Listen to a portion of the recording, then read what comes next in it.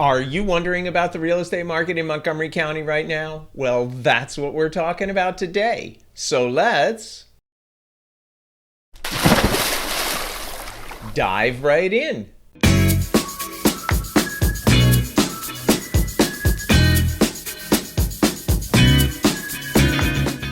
Today is March 20th, 2021. My name's Harry Moore, and I've been helping people buy and sell real estate in the DC area for over 25 years. So now let's take a quick look at what's happening with Montgomery County, Maryland real estate.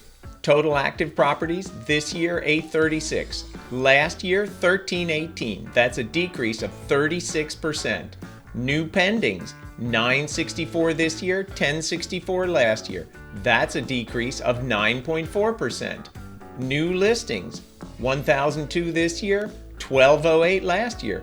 That's a decrease of 17.1%. Expired, withdrawn, and canceled properties, 174 this year, 161 last year. That's an increase of 8%. And total settled properties, 878 this year, 755 last year. That's an increase of 16%.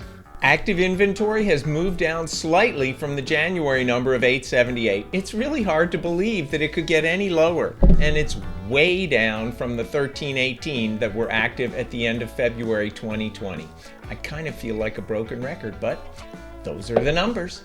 New pending showed a decrease both year over year and month over month. This may be because there were even less houses for buyers to choose from, or it could be a sign of a slight cooling in the market caused by the fact that interest rates moved up. Although some sellers are stepping into the market to take advantage of this strong demand, it seems that the year-long slide of inventory continues. Once again, it's the lowest number of houses for sale in Montgomery County in the past 10 years. So, the sellers are still winning the lopsided tug of war that's been the reality of the real estate market for quite a while. And houses that are well priced and presented well are selling quickly and often with multiple offers. But just because the market is brisk, it doesn't mean that everything is selling in a flash. There's a cute little Cape Cod just a few blocks from my listing over in Homewood that had multiple offers and closed for 15% over the asking price. The bones of those two houses are very similar, but there are enough differences to merit, a certain amount of price spread. But it felt like this other listing was priced a little bit optimistically to me. It's now going through its second weekend on the market.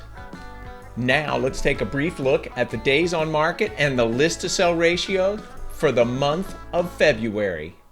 Median days on market for sold properties was 7. For active under contract properties, 16. And for pending properties, 7. The list to sell ratio for sold properties in February, 101%.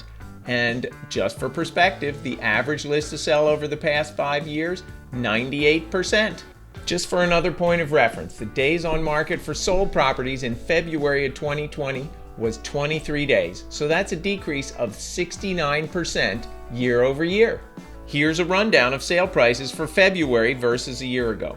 Median sale price, February this year, $475. February last year, $436. That's an increase of 8.9%. And year-to-date numbers, $485 for this year, $445 for last year. That's an increase of 9%. Whenever I talk to people, they always want to know, how's the market? Well, the strong sellers market that we saw for all of 2020 continues. But here's a little heads up for you. The year-over-year statistics are going to get a little wonky in the next couple of months. February 2020 was the last full month BC. So it's going to take a little bit of sifting, starting with the March numbers, to kind of get a sense of what's going on. February is consistently one of the lowest inventory months, year in and year out. And this year was certainly no exception. As the weather warms up over the next couple of months, inventory will probably start coming on the market. I always say that everybody likes to put their house on the market when the azaleas are in bloom. Our local real estate market continues to show strength, largely driven by the huge imbalance between supply and demand. If you're thinking about selling your home anytime in the next 6 months to a year and you've got flexibility, now could be the magic moment to act.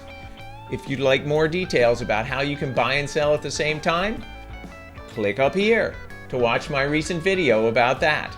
As we head into the beginnings of the spring market, I'll watch the trends carefully and see how the buyers and sellers continue to move through the 2021 real estate market. If you feel like you're ready to buy or sell, but you've been waiting for the weather to turn or for the end of the school year, now's the time to start planning so that you'll be ready when the time is right.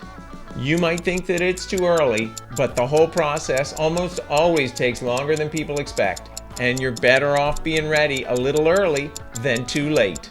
If you'd like to see my recent video that addresses the question of whether we're in a real estate bubble or not, click up here. And if you'd like to subscribe to my channel so you can get updates as they come out, click over there.